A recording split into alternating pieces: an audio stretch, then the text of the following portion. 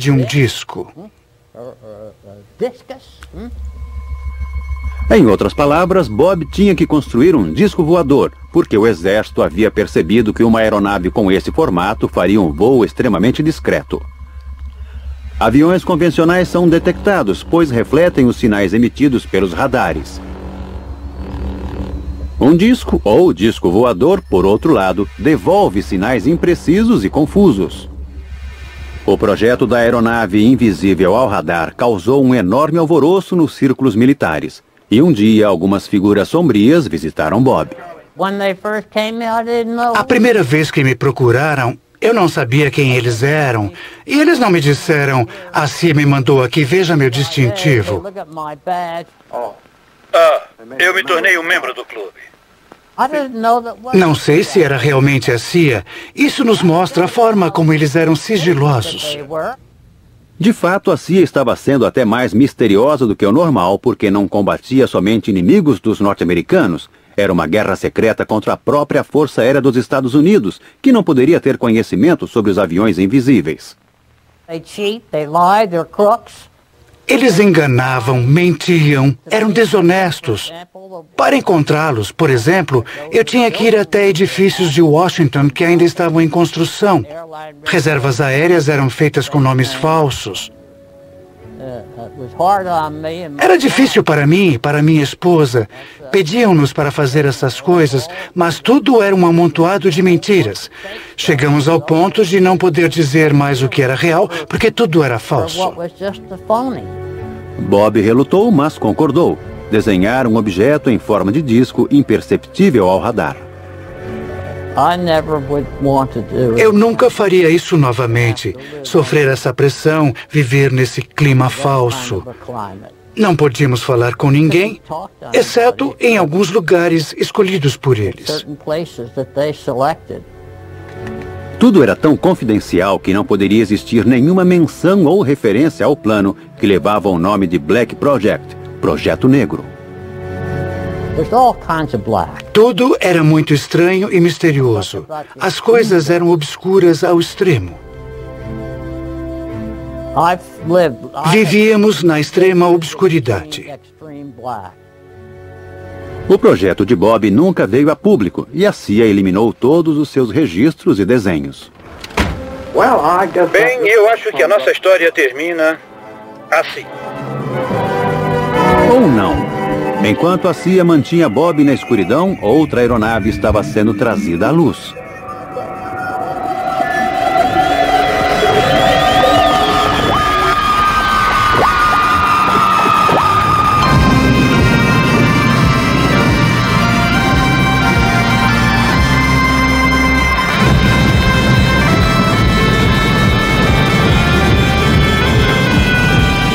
Em 1961, o mundo conheceu o que seus construtores declararam ser o primeiro disco voador verdadeiro, inventado por este homem, John Frost. Bom, o exército dos Estados Unidos estava interessado num veículo que pudesse voar próximo ao chão, que não fosse impedido por barricadas, rios e que saltasse sobre cercas e árvores. Entretanto, havia problemas concretos com o Avrocar, como recorda Doug Garland, um dos engenheiros de túnel aerodinâmico. Testamos o Avrocar numa passagem subterrânea, mas era muito instável. Se jogarmos um prato ou uma calota no chão, a tendência é ela girar dessa maneira. O Avrocar tinha esta tendência. Quando o Avrocar foi apresentado ao público, todo o projeto já havia sido abandonado. Na verdade, o Avrocar não era um disco voador. Era a primeira aeronave flutuante do mundo. Era praticamente um subproduto acidental de um projeto secreto e muito mais ambicioso que tinha tudo a ver com discos voadores. Uma pergunta, acredita em discos voadores? Não da maneira que as pessoas acreditam, que eles vêm de Marte ou de lugares como esse. Isso não. John Frost não acreditava em discos voadores vindos de Marte, mas acreditava neles porque, secretamente, estava construindo um. Este filme é confidencial. Desenvolvimento de disco voador. Avro. Esse filme nunca havia sido visto pelo público. Foi feito estritamente para umas poucas pessoas do Exército. Ele registra o trabalho da equipe dos projetos especiais ultra-secretos Avro, liderado por John Frost.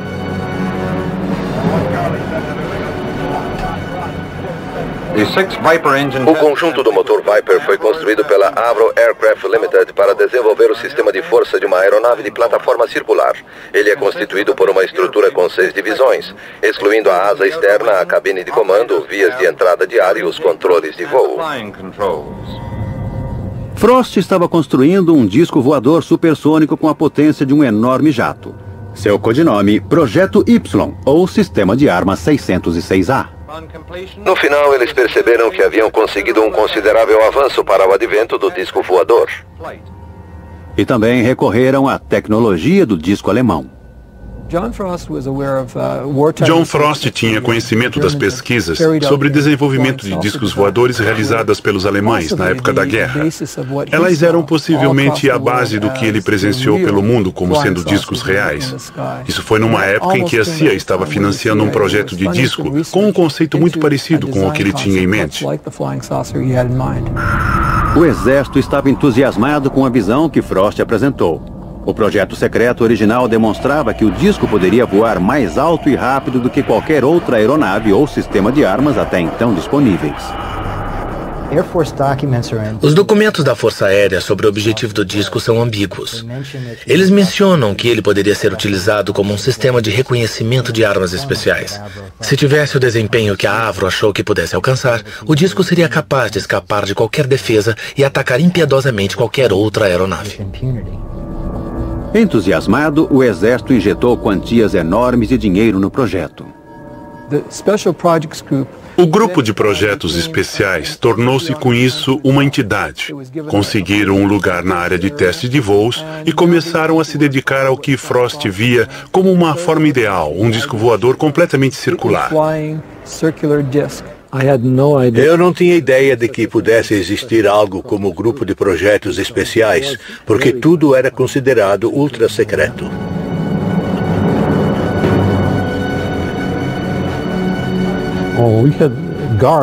Tínhamos seguranças em todas as entradas o tempo todo. E era necessário o uso de um distintivo especial com um pontilhado colorido que permitia a entrada na área de projetos especiais. Eu era projetista sênior do grupo de projetos especiais. Comecei a trabalhar no 606A como projetista do supersônico para a Força Aérea dos Estados Unidos. E o projeto foi, de fato, o mais ambicioso criado por projetistas da aviação. Uma aeronave com a fuselagem inteiramente fechada, um disco voador. Tudo que Frost tinha em mente era sempre em forma circular. Para mim, ele nunca quis mudar o plano. Acho que era um ideal, porque tinha assim uma decolagem vertical. Mas, na verdade, o fantástico disco voador supersônico que Frost imaginara estava muito longe de se tornar realidade.